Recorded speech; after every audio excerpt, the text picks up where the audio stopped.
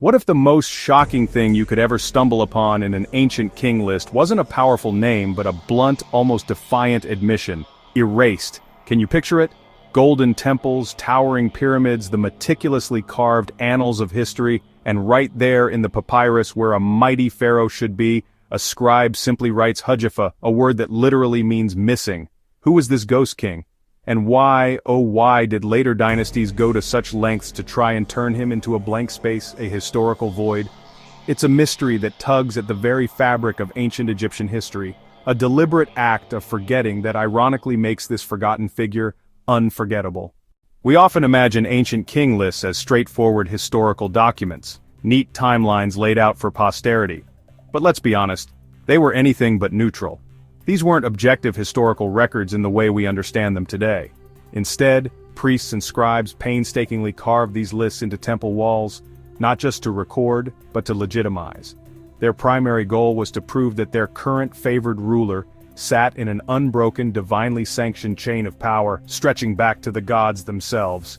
Think of it as ancient propaganda, etched in stone. If a previous reign proved an embarrassment to the new regime, maybe a devastating civil war, a period of chaos, or even a rival cult that gained too much traction, out came the chisels. The offending name, the awkward reign, would simply vanish.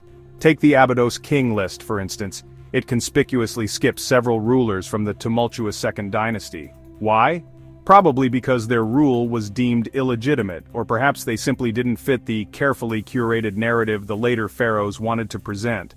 The Saqqara tablet, another crucial king list, leaves gaps so big you could practically fit a sarcophagus in them, hinting at other inconvenient truths or forgotten reigns.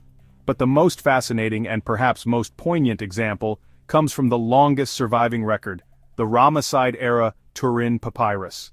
This incredibly detailed list, written on fragile papyrus, doesn't just leave blanks. It literally labels one slot Hujifa, a word our best translators definitively read as erased or missing. That's not a personal name, it's an ancient footnote, a scribal sigh, essentially saying, yeah, something used to be here, but we really don't want you to remember what it was. It's a stark, almost audacious admission of historical manipulation, a testament to the power of selective memory in ancient Egypt. For centuries, modern scholars looked at the Turin Papyrus and quite reasonably assumed Hujifa was an actual king.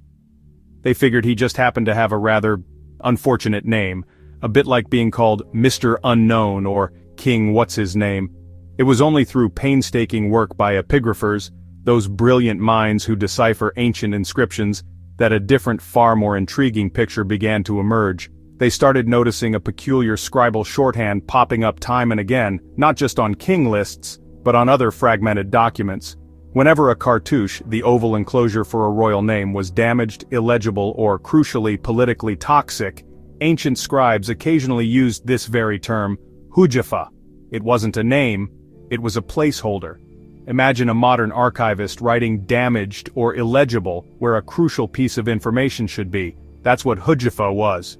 Where an old kingdom copyist might have seen a lacuna, an empty space, a new kingdom scribe, centuries later, would sometimes fill that void with Hujifa rather than simply leaving it blank. This wasn't necessarily malicious, sometimes it was just practical.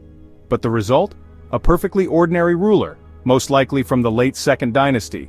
A period already rife with historical ambiguities, got rebranded, quite literally, as the embodiment of forgetting. Can you imagine trying to win fame or secure your place in history when your business card effectively reads, "Hi, I'm missing"? It's a cruel irony that this king is remembered precisely because he was meant to be forgotten. So, if Hujifa isn't a name, then who exactly lurks behind this mysterious placeholder? The leading suspect, the one who keeps popping up in scholarly debates, is a king named Seth-Peribsen. This pharaoh caused quite a stir back in his day, not just for his rule but for a profound religious shift. He broke centuries of sacred protocol by placing the god Seth, not the universally revered Horus, above his Serach the palace facade motif that typically contained the king's Horus name. This wasn't just a stylistic choice, it was a theological earthquake. Why was this such a big deal? Horus was the patron deity of kingship, representing order, legitimacy, and the unified land of Egypt. Seth, on the other hand, was often associated with chaos, foreign lands, and famously in later myths was cast as the villain who murdered Osiris. To elevate Seth was, For many conservative priests and traditionalists, an act of heresy, a dangerous deviation from the established cosmic order. It was a bold, possibly even defiant statement that likely alienated a significant portion of the religious establishment. When the next dynasty came to power and set about forging its own carefully curated king list, Peribsen's name was, unsurprisingly, quietly dropped. Hujifa then slipped into his slot, a diplomatic shrug that neatly sidestepped the controversial reign without directly acknowledging it. Archaeologically, we actually have quite a bit of evidence for Peribsen: inscriptions, ceilings, and even a tomb at Abydos. He was a real, tangible ruler. Yet, almost none of this rich archaeological record appears in later official memory. This, my friends, is textbook damnatio memoriae, Egyptian style. It wasn't about destroying every single piece of evidence, it was about controlling the narrative, erasing the memory from official records, keep the monuments, sure, but lose the name, starve the soul in the afterlife by denying it the invocation of its name. For a culture so obsessed with eternal life and the power of the name, this was a spiritual execution, a far more profound act than simply destroying a statue. But Seth-Peribsen isn't the only contender for the title of Hudjefa. Another compelling theory suggests that the erased ruler wasn't necessarily a heretic, but simply a rival king, a loser in a brutal power struggle. Imagine Egypt, not as a unified land, but split along deep, perhaps even theological lines. Picture a scenario where Peribsen held sway in the south, while another, now nameless monarch ruled the northern delta. Perhaps it was Horus worshippers against Seth loyalists, or vice versa, or simply two competing factions vying for control of the nascent state. The Second Dynasty, after all, was a period of significant internal strife and instability. Historical records and archaeological findings from this era hint at considerable upheaval, suggesting that the unity forged in the First Dynasty was far from absolute. After what must have been a bloody and protracted reunification, the victor's scribes went to work, literally rewriting the past. They didn't just win the war, they won the narrative. They meticulously compressed two parallel dynasties, two competing sets of rulers, into one tidy, unbroken sequence. The defeated monarch, his name and lineage now inconvenient, became a non-person. His cartouches were scraped off stone monuments. His titulary on papyrus was carefully swapped for our neutral placeholder, Hujifa. If the idea of a civil war sounds a bit too dramatic for ancient history, remember that the Second Dynasty ended with evidence of palaces burned and royal graves looted. That's not just political maneuvering, that's violent systemic conflict. There's plenty of motive there for the winners to tidy up the story, to erase the very existence of their vanquished foe from the official annals, ensuring their own lineage appeared seamless and divinely ordained. So, how do modern scholars even begin to unerase a king who was deliberately scrubbed from history thousands of years ago? It's a bit like being a detective, but your clues are 5,000 years old, often fragmented, and frequently misleading. Egyptologists employ a fascinating array of cutting-edge techniques. They scrutinize ink flakes with powerful microscopes, looking for the faint traces of an original name beneath a later over-inscription. Infrared scans can reveal palimpsests, areas where papyrus or stone was reused, showing earlier erased texts that are invisible to the naked eye. Database matches, cross-referencing every known fragment of text and iconography, help them piece together the puzzle. Sometimes a stone block turns up reused in a later pyramid, its hidden face still bearing the original inscription of a forgotten king. Other times a private tomb inscription might mention year counts or events that simply don't align with the official royal records, hinting at a parallel reign or a ruler whose existence was suppressed. Each tiny fragment, each faint trace, can realign the timeline like shuffling jigsaw pieces, offering a tantalizing glimpse into what was once there. Yet for Hujifa I, the trail remains stubbornly thin. We have no known mortuary complex definitively linked to him, no contemporary annals that unambiguously speak of his deeds, just that bald, almost defiant entry in the Turin Papyrus. Egyptologists joke that the easiest way to become famous is to discover a new pyramid. The hardest, they'll tell you with a wry smile, is to prove a negative space ever existed, to give a name back to a king whose very identity was erased. Ancient propaganda didn't need Photoshop or sophisticated social media algorithms to work its magic. It just needed repetition, consistency, and control over the means of information dissemination. Temple schools, the intellectual hubs of ancient Egypt, played a crucial role. Young scribes, the future record keepers and administrators, were taught to copy the approved king list, year after year, generation after generation. Chant a lie long enough, repeat an omission often enough, and eventually, even the skeptics begin to accept the canon as undeniable truth. The official narrative became ingrained, not questioned. Add to that the sheer monumental cost of stone.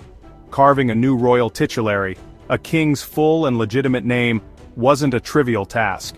It meant dispatching teams of skilled masons, weeks, sometimes months, of arduous labor, and tons of chisels worn down by relentless work. If court accountants axed your budget, or if a new ruler simply didn't prioritize the glorification of a predecessor, that predecessor's memory literally crumbled, or rather, it was never properly enshrined. In a world without mass literacy, where the vast majority of the population couldn't read hieroglyphs or even basic script, history wasn't a public discourse. It belonged exclusively to whoever controlled the chisel and the papyrus roll. The power to write history, or to unwrite it, was absolute, shaping not just the past but the very identity of the present and the future. Hujifa Wars, the missing king, isn't alone in this peculiar historical purgatory. He's part of a larger, more chilling pattern that weaves through millennia of Egyptian history.